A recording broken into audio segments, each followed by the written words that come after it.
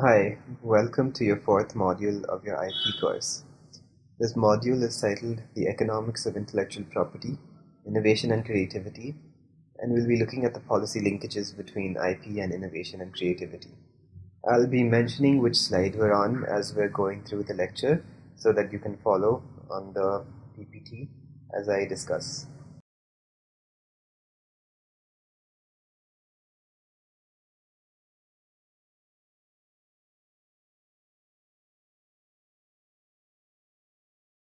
The last 200 years have seen intellectual property take on a very significant role in how innovation across the world is gone about.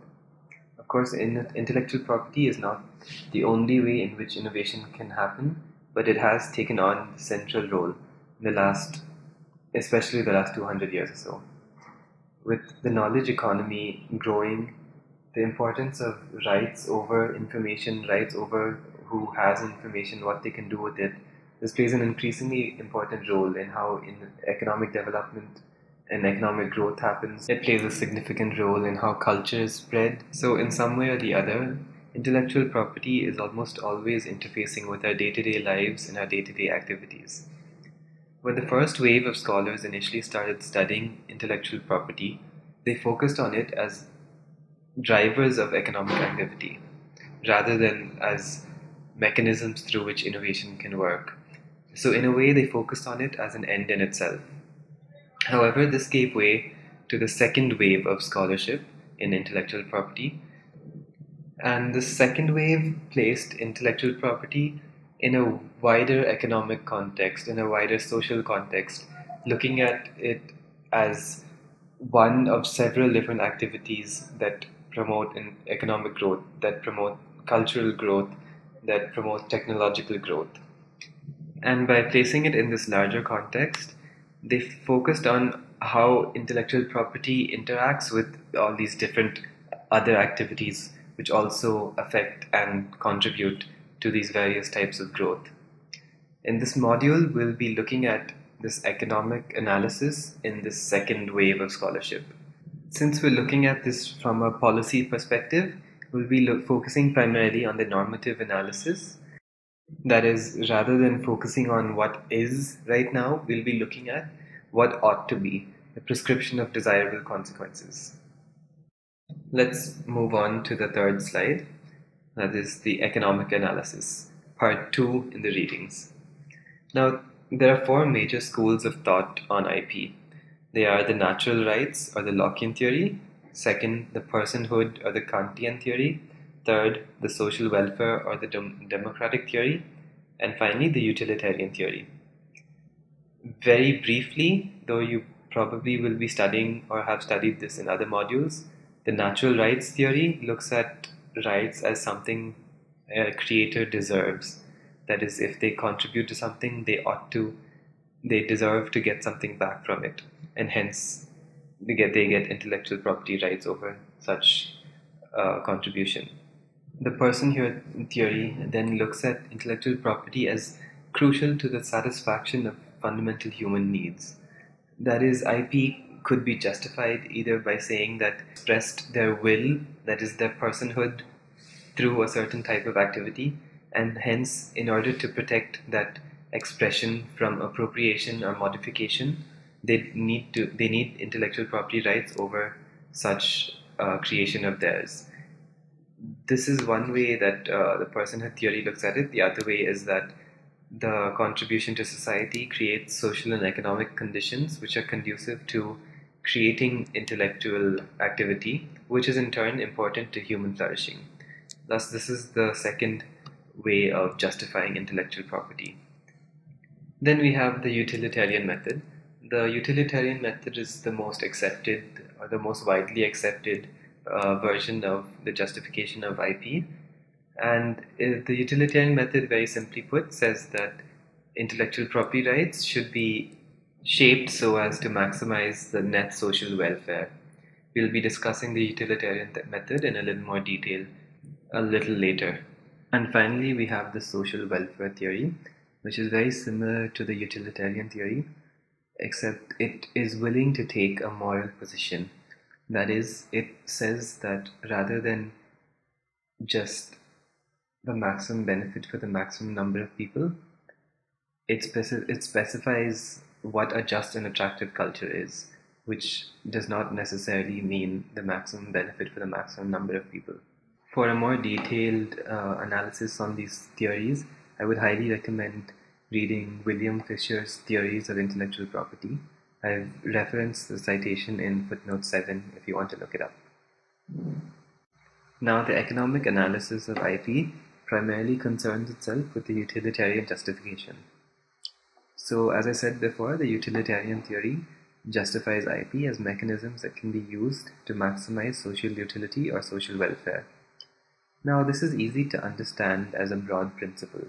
You want the maximum benefit for the maximum number of people. But translating this question into administratable terms is a little more complicated, since the utilitarian theory doesn't describe which people you want to benefit, or what does greatest good mean, or why should you look at a majoritarian outlook on welfare. So translating this into administratable terms requires us to answer two questions. First, how do we achieve greatest good for greatest number? That is the utilitarian ideal. In other words, how do we achieve maximum social welfare? And the second question is, when we figure out how to achieve this, how do we apply it specifically to intellectual property law? Now, for the first question, that is, how do we achieve maximum social welfare? The broad law and economics movement has given us two broad methods which can be used. Firstly is the Kaldor-Hicks criterion. This is a measure of economic efficiency which focuses on maximizing welfare by preferring outcomes where the party gaining from the shift from one scenario, that is the benefiting party, could either practically or even just theoretically compensate the party being made worse off, and even after such compensation still be better off. Since this compensation only needs to be theoretical and doesn't necessarily need to be practical, it could, therefore a more efficient outcome can in fact leave some people worse off. An example of a outcome that is approved by the Kaldor-Hicks criterion would be if factories and people around them come to agreement that the factory will continue to pollute after compensating the people. Therefore, even though it's continuing to pollute, it is making enough profits to compensate the people being harmed as well as continue polluting. This would be an outcome approved by the Kaldor-Hicks criterion. However, since under this method, the factories aren't actually required to compensate the people around them who are suffering the harms of pollution, even though they don't compensate the people, this would be considered an approved outcome under the Kaldor-Hicks criterion, just because even if they did compensate, they would still be able to continue. Now, looking at wealth maximization is a method of achieving welfare, of maximizing welfare by focusing on the use of wealth as a proxy measure for social welfare. That is, the wealth maximization system prefers outcomes which maximize welfare, and this welfare is measured by the consumer's ability and willingness to pay. So technically, wealth maximization does not fall under the utilitarian method, but is slightly different from it. However, several scholars have strongly contended that in any case, using the Kaldor-Hicks criterion as a method of maximizing social welfare, when this is converted into practice, into actual policy on the ground, this starts tending towards wealth maximization. Therefore, wealth maximization is also a policy method which can be looked into while discussing the law and economics approach. So now we have two methods through which we can achieve the maximum social welfare, that is, two policy approaches.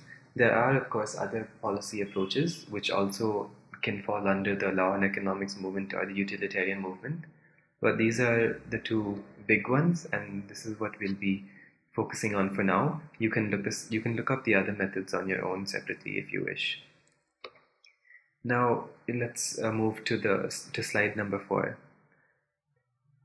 Now, to translate this maximum social welfare into exact or precise administratable terms has led to, again, three different approaches. I'll just briefly mention what they are before we discuss them in detail.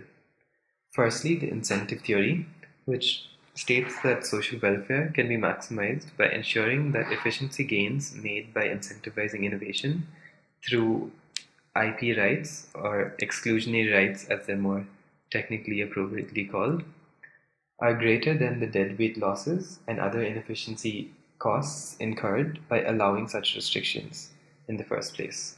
That is, the incentive theory looks at a cost-benefit approach, saying that efficiency gains from a greater rate of innovation has to be more than the efficiency losses which are caused by preventing free access to such innovations.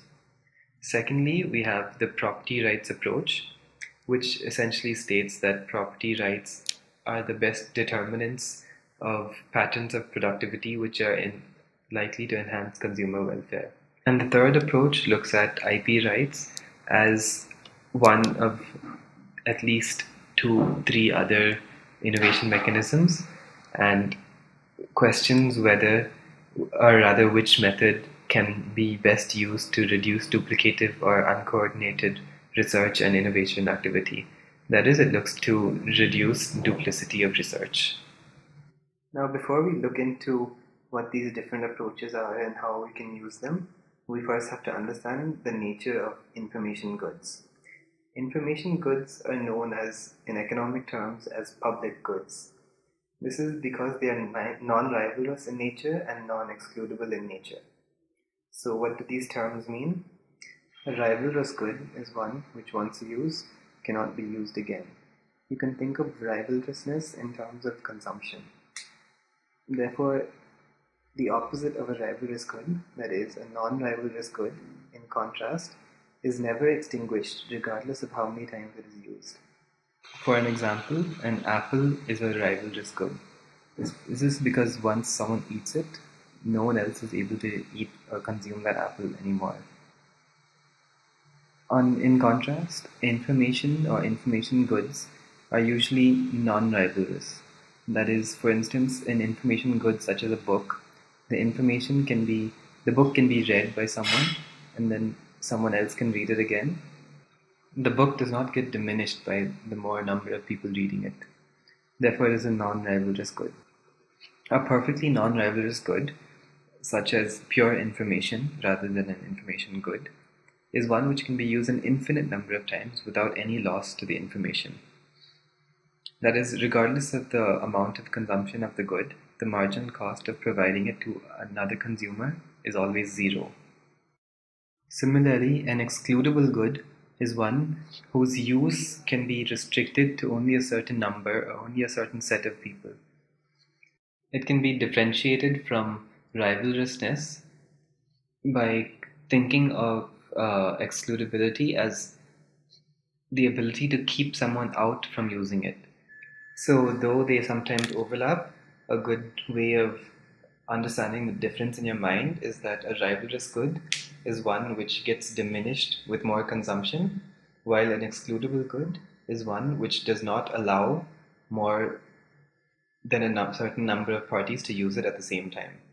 So a good example of an excludable good is the light from a lighthouse. Since it provides light and hence directions to any and all ships that pass by, it is only restricted by the extent to which the distance that light can travel, and therefore it's almost completely non-excludable. Similarly, private parks or even public parks, roads, they're mostly non-excludable unless there is a separate entry fee or toll tax, which lends it a more excludable nature. Let's move on to slide 6 for some examples to help better understand what excludable, non-excludable, rival and non-rival means. So if a good is both excludable as well as rival, then it has the nature of a private good. Therefore, an apple, as previously explained, and most day-to-day items around you that you see, they tend to be private goods. So clothes, food, flowers, they're excludable as well as rival. They're excludable because only one person can be using it at one time, and they're rival because when someone consumes them once, this reduces the ability for another party to use them again. Of course, clothes can be used secondhand, so in this example, consider clothes as maybe not such a rival good. It may be placed a little wrong in this graph actually. Next, we look to the block to the right, that is when a good is non-excludable but rival. These are known as common goods, also known as common pool resources, since the typical examples of common goods are natural resources. Since it is non-excludable but rival, this means they tend to be overconsumed or abused easily. Since they're non-excludable but still rival, they're very easily overconsumed or even abused.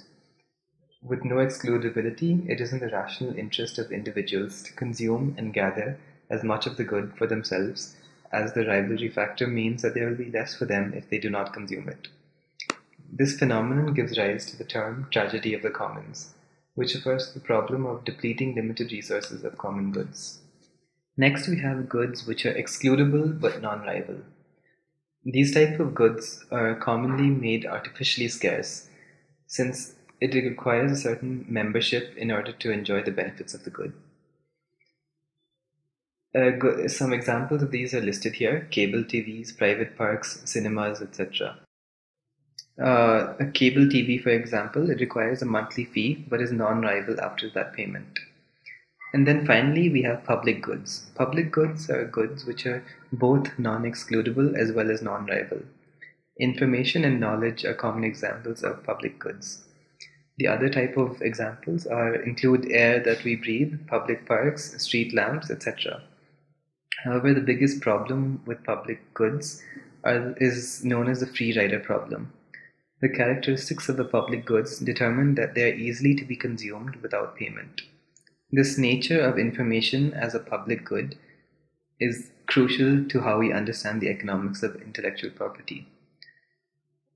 The public good nature means that there is no loss in quality or quantity when information is used or transferred. Therefore, information is most efficiently used when it is freely and widely consumed. In other words, when we put artificial legal sanctions or legal rights such as intellectual property over information goods, we are actually creating an inefficiency, since information is a public good, which means it is most efficiently used if it is given out for free and widely consumed. George Bernard Shaw actually came up with a quote which quite aptly describes the public goods nature of information. The quote is, he starts, "If you have an apple and I have an apple and we exchange these apples, then you and I will still each have only one apple. But if you have an idea and I have an idea and we exchange these ideas, then each of us has two ideas." Let's move on to slide 7, which discusses the incentive theory.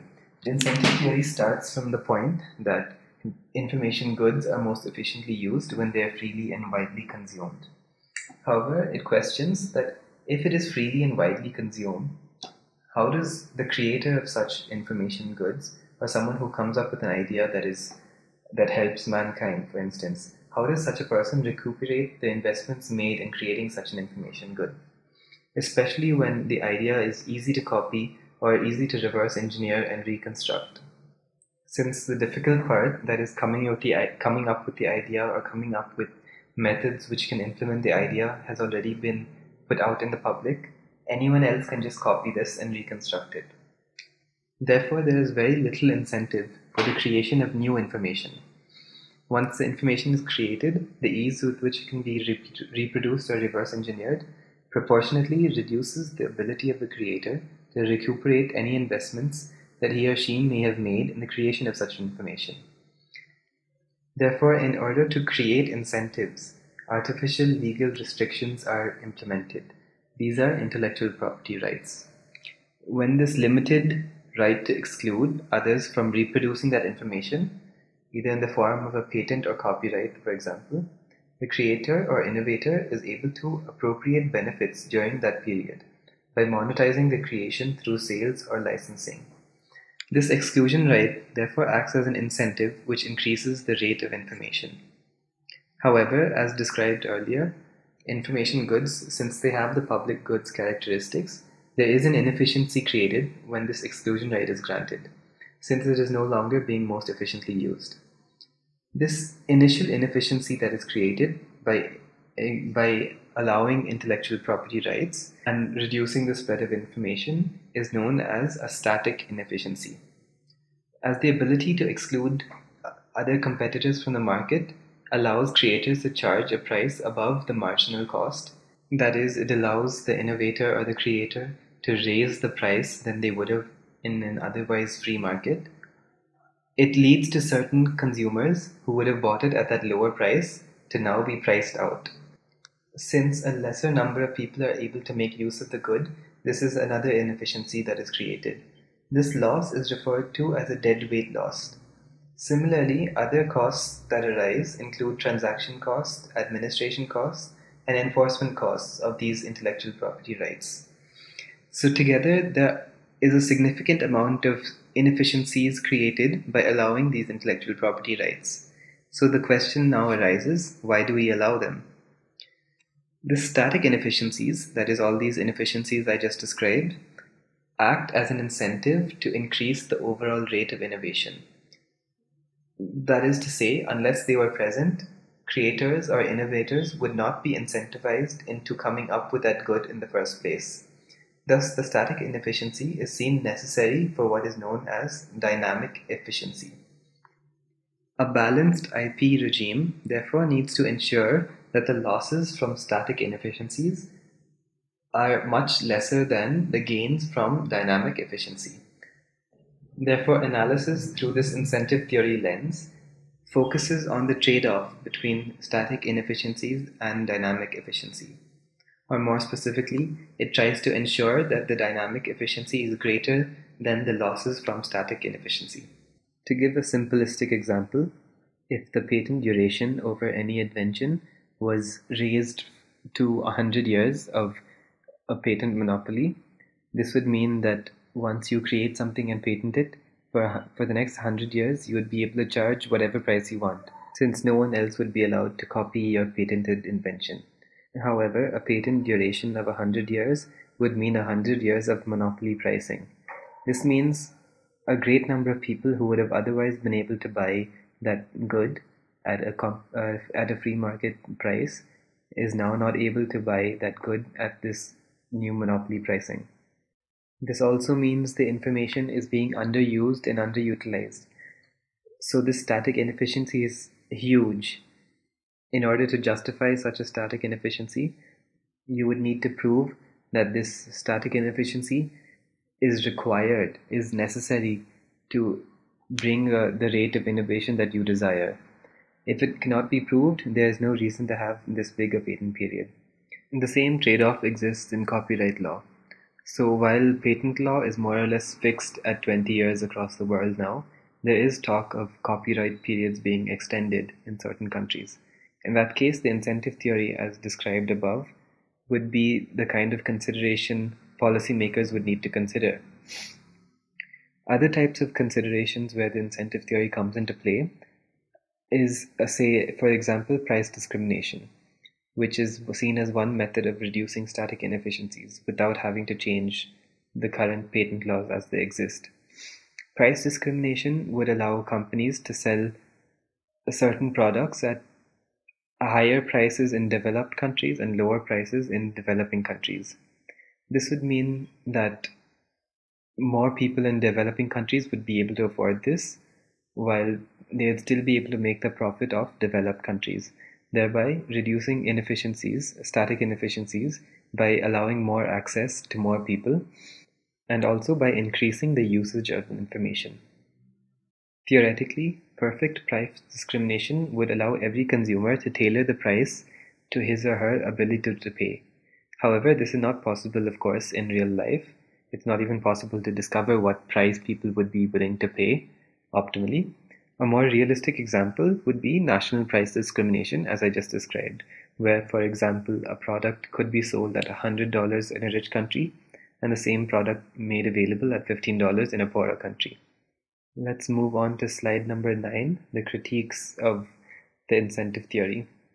So the first major critique which is pointed out is that it only accounts for financial incentives in determining intellectual property policy. It does not include, for instance, other incentives such as prestige or scientific curiosity or lead time advantages in the market. These are all different types of incentives which also push people into making new innovations, into bringing the innovations into the market. And in several fields, including academic publishing, art, software, it can be argued that these incentives are in themselves sufficient to generate innovative activity. There are, of course, other fields, the most prominent example being pharmaceuticals, where non-financial incentives play little to no role, since there's so much money involved simply in coming up and creating that new good. Therefore, from a policy perspective, it would make sense to look into what kind of incentives actually push innovative activity in those specific areas. Therefore, for example, while software patents exist in many countries, softwares rarely have a lifetime of more than, say, 5 years. Therefore, giving a monopoly period of 20 years of patent protection over a software is unnecessarily generating static inefficiencies without generating any dynamic efficiency.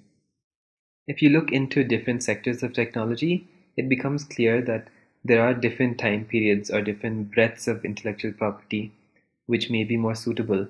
However, as it currently stands, because of the WTO TRIPS agreement, minimum periods for copyrights and patents are harmonized across the world. However, the same cost-benefit analysis through the incentive theory can be used to justify or to turn down other methods of either strengthening or weakening the IP system or IP regimes as required. As is obvious from this discussion so far, there's also a need to shift away from harmonization across sectors as well as across nations. This will allow nations to calibrate IP regimes to best suit their own individual growth and goals. And finally, the third related criticism is that this incentive theory does not necessitate taking into account distributional concerns. An example of the type of problem that this could create is, take pharmaceutical patents for example. Such a system would equally incentivize the investment of innovative resources into the creation of hair loss remedies as it would into the investment of, say, heart disease. And if it so happens that buyers for hair loss remedies are more willing to pay and have more money to spend on hair loss remedies than heart disease patients, then this system would incentivize the allocation of inventive resources more into hair loss remedies than heart disease. This is the distributional concern. So with this, we see that there are three main critiques of the incentive theory. That is, it does not take into account non-monetary incentives, it has to go against the trend of harmonization, and it does not take into account distributional concerns. Now we move on to the next slide, slide number 10. This is the next theory, that is private property rights determining patterns of productivity. So far, the discussion has focused on intellectual property rights over information goods. However, there are also other incentive mechanisms, as earlier mentioned, which enhance the rate of innovation over information goods. These include, say, prize mechanisms or government procurement methods, as well as common-based methods, which incidentally do not necessarily share the same static inefficiencies that are present in the IP system. In prize systems, an organization, usually the government or a philanthropic organization, offers a financial reward to anyone who creates a certain invention. Though the prize is usually predetermined, there are instances where it's been announced after the invention has come to light as well. However, if it's announced after the invention has come to light, it is usually more difficult to say that this acts as an incentive for that invention to come about. Prize systems are slowly generating renewed interest in information economics today. And of course, this is not unrelated to the growing criticism that the patent system is receiving. More basic research takes place under grants from the government or philanthropic funds, where rather than proprietary rules such as intellectual property, results are shared under norms of open scientific exchange. Similarly, the commons-based approach to creation can be characterized as a production that is based on collaborative approaches rather than proprietary approaches. A good example is that of Wikipedia, where anyone can make or edit an entry, and then this is then peer-reviewed by other volunteers. Similarly is the open source movement, which has been particularly successful in the field of software. So the question now arises that if these other systems may not have the same level of static inefficiencies that are present in the IP system, why do we look at the IP system? To answer this, we have to look at the question from another angle. As the intellectual property regime relies on a marketplace to give out signals, that is market signals, which are then translated by innovative firms or creators or whoever it is making the inventions. They use this information that the market gives them to determine where they want to allocate their inventive resources. Thus, the decentralized system, that is the IP system, it helps direct innovative resources towards maximizing social welfare. We say maximizing social welfare as there is an assumption that consumer demand would determine successes and failures in the market, and by extension, goods that met the most social value, that is, goods that people are most willing to pay for, would be indicated through market signals, and thus market signals would indicate which goods are valued the most on the market. In contrast, for example, in a price system, the price setters would be tasked with determining how and where their prize fund could maximize social utility.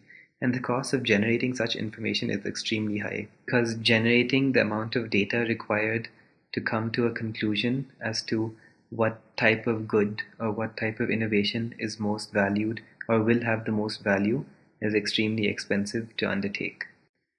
Since market signals don't rely on any single entity or any centralized body to generate this information, but rather are in fact signals expressed by the public and hence decentralized, it has been theorized that the efficiency gains in collecting information regarding where innovative resources should be allocated automatically make the IP system more efficient than other type of innovations, despite deadweight losses and other static inefficiencies that may occur with the IP system.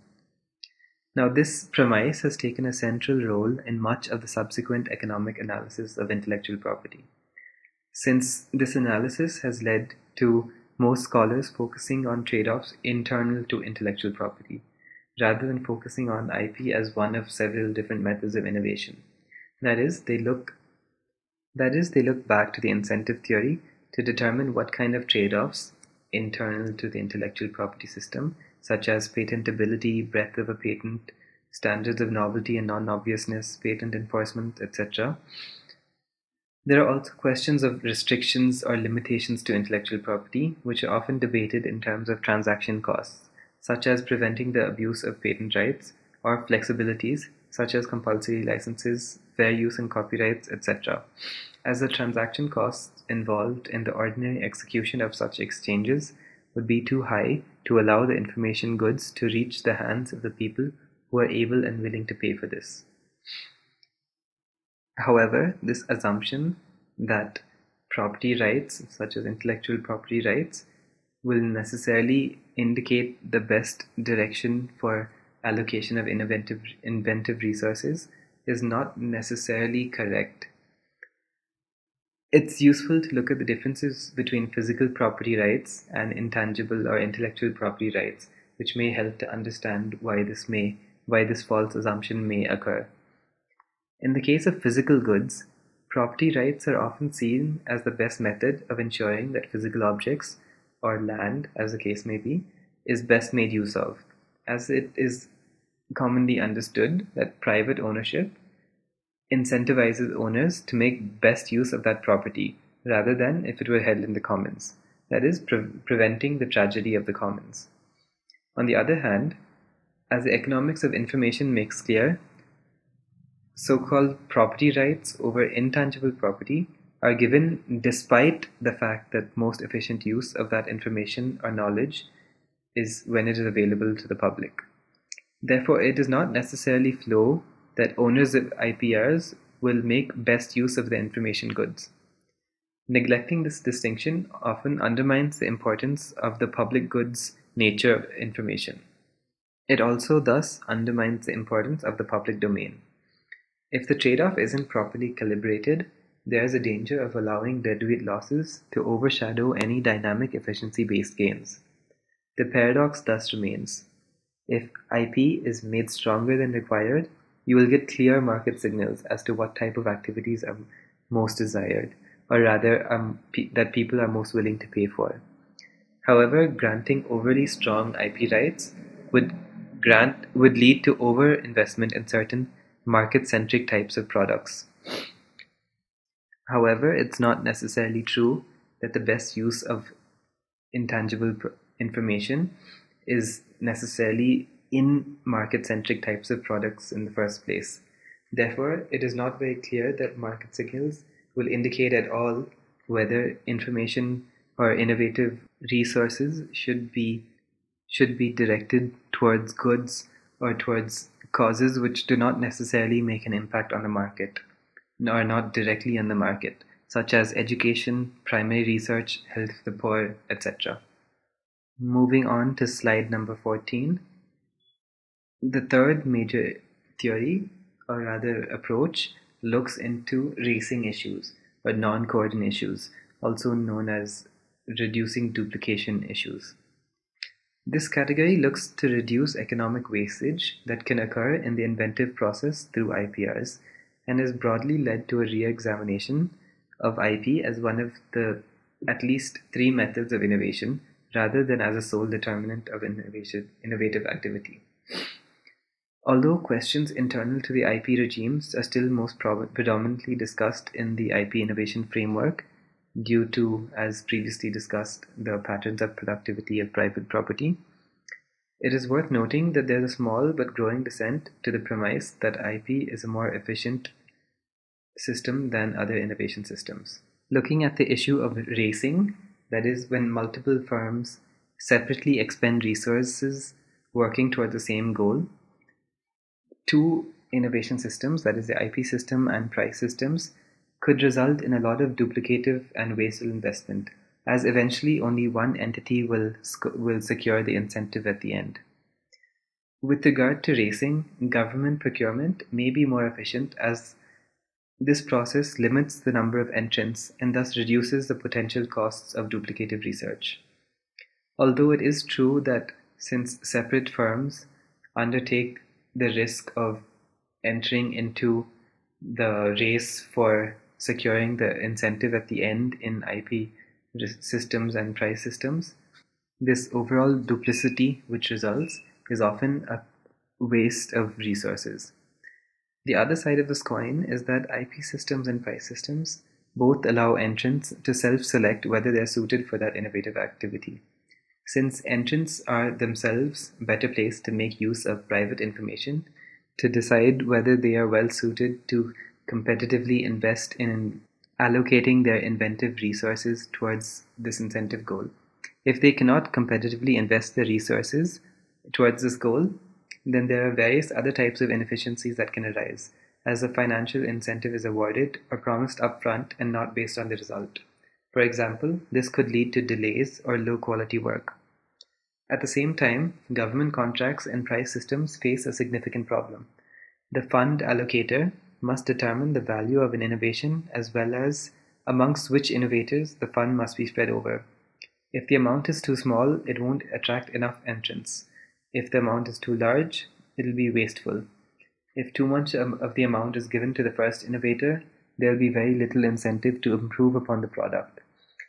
If the amount is spread amongst too many follow-up participants, there won't be sufficient incentive for the primary innovation. However, recent work on price systems have tinkered with models which do not require the amount to be decided prior to the innovation, but rather after the innovation occurs. These methods could include through the pegging of price allocation based on sales, on perceived value, etc. Thus, with the activity in the information economics space being imported into the economic analysis of IP, there's a slow resurgence of looking at IP as a means to innovation rather than as a goal in itself, placing it in the context of several external factors which affect how normative policy could be affected. Moving on to the conclusion. Slide number 15. To recap so far, the economic analysis of IP is concerned primarily with the utilitarian justification for IP, which states that it is for the greatest good for the greatest number of people. There are three main methods that we use in the IP system. That is the incentive method, which balances incentives with inefficiencies so as to achieve an optimal rate of innovation. Secondly, the diminishing distortions in how markets display consumer needs so as to appropriately direct inventive resources to their most optimal usage in the presence of IP rights. And thirdly, minimizing rent dissipation caused by duplicative research. There are at least three broad conclusions that can be drawn looking at this thus far. Firstly, that it is not clear that higher or stronger levels of IP lead to higher rates of innovation. As discussed earlier, it is possible that the inefficiencies start outweighing the dynamic efficiencies if IP is made too strong. At the same time, if it is made too weak, there will not be dynamic efficiency to start with. Secondly, countries of different socio-economic statuses should approach IP in ways that are appropriate to their domestic capabilities. And thirdly, IP should be kept within the pot of larger socio-economic issues. And with this, we conclude our chapter on the economics of IP.